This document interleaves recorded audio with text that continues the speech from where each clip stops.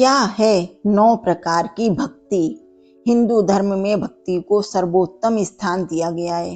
भक्त की भक्ति के कारण तो भगवान भी दौड़े चले आते हैं। भक्ति की व्याख्या अलग अलग ग्रंथों में अलग प्रकार से की गई है। विभिन्न मत और समुदाय भक्ति को अपने तरीके से परिभाषित करते हैं, किंतु हमारे ग्रंथों में 9 प्रकार की भक्ति को बड़ा महत्व दिया गया है, जिसे नवधा भक्ति कहा जाता है। नवधा भक्ति का उल्लेख हमारे ग्रंथों में 2 बार किया गया है। इसका पहला वर्णन विष्णु पुराण में आता है, जो सतयुग में भगवान के नरसिंह अवतार से संबंधित है। इसमें हिरण्यकश्यप और प्रहलाद का एक वार्तालाप है, जिसमें प्रहलाद ने अपने पिता को प्रभु की 9 प्रकार की भक्ति के विषय में बताया है, जिसके विधिवत पालन से भगवान का साक्षात्कार किया जा सकता है। प्रहलाद कहते हैं, श्रवणम कीर्तम विष्णु स्मरण पाद सेवनम अर्चनम वंदनम दास्यम साख्यात्म निवेदनम। अर्थात श्रवण, कीर्तन, स्मरण, पाद सेवन, अर्चन, वंदन, दास्य, संख्य और आत्मनिवेदन, ये 9 प्रकार की भक्ति कहलाती हैं।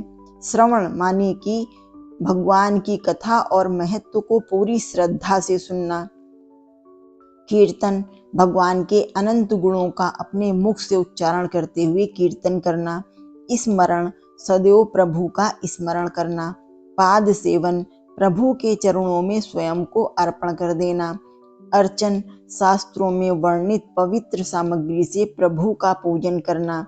वंदन, 8 प्रहर ईश्वर की वंदना करना। दास्य, भगवान को स्वामी और स्वयं को उनका दास समझना। सख्य, ईश्वर को ही अपना सर्वोच्च और प्रिय मित्र समझना। आत्मनिवेदन, अपनी स्वतंत्रता त्याग कर स्वयं को पूरी तरह ईश्वर को समर्पित कर देना। इन 9 में भी प्रहलाद ने श्रवण, कीर्तन और स्मरण को श्रेष्ठ बताया है, और इन तीनों में भी श्रवण को उन्होंने सर्वश्रेष्ठ कहा है। अलग अलग युगों में 9 ऐसे व्यक्तित्व हुए हैं जो इन विभिन्न भक्ति की पराकाष्ठा के रूप में प्रसिद्ध हुए हैं, जैसे श्रवण परीक्षित हुए, कीर्तन शुक्रदेव, स्मरण प्रहलाद, पाद सेवन माता लक्ष्मी, अर्चन पृथु, वंदन अक्रूर, दास्य हनुमान जी, सख्य अर्जुन, आत्मनिवेदन दैत्यराज बलि। आधुनिक युग में नवधा भक्ति को प्रसिद्ध करने का श्रेय गोस्वामी तुलसीदास जी को जाता है।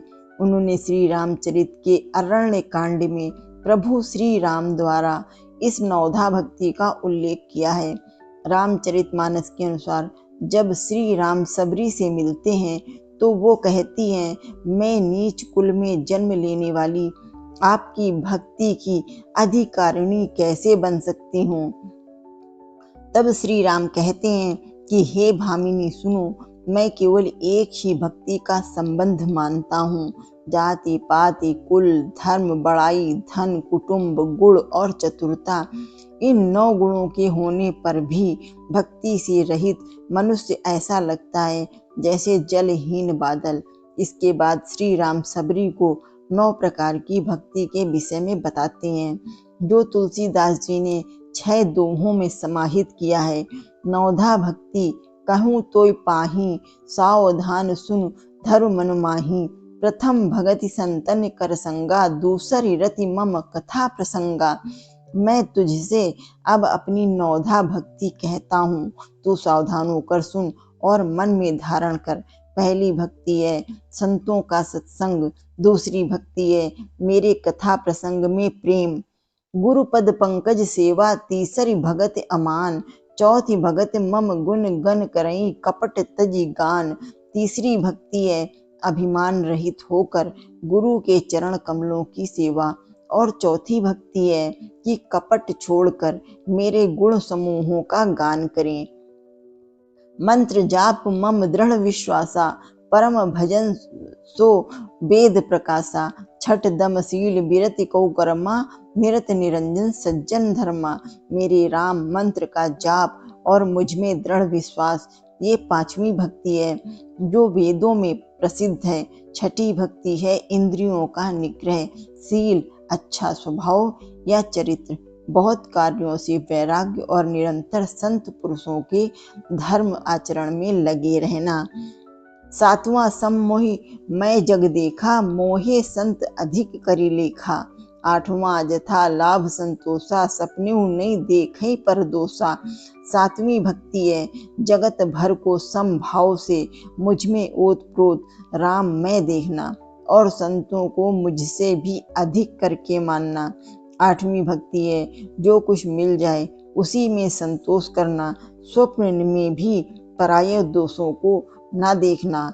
नवम सरल सब सन छलहीना, मम भरोस ही हरस न दीना।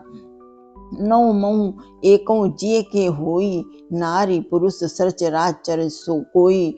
नवी भक्ति है सरलता और सबके साथ कपट रहित बर्ताव करना, हृदय में मेरा भरोसा रखना, किसी भी अवस्था में हर्ष और दैन्य विषाद का न होना। इन नवों में से जिनके एक भी होती है वह स्त्री पुरुष जड़ चेतन कोई भी हो, सोई अतिशय प्रिय भामिनी मोरी, सकल प्रकार भगति दृढ़ तोरी। जोगी वृंद दुर्लभ गति सोई, तो कहूँ आज सुलभ भय सोई। भामिनी मुझे वही अत्यंत प्रिय है, फिर तुझ में तो सभी प्रकार की भक्ति दृढ़ है, अतएव जो गति योगियों की को भी दुर्लभ है वही आज तेरे लिए सुलभ हो गई है। जय जय श्री राम।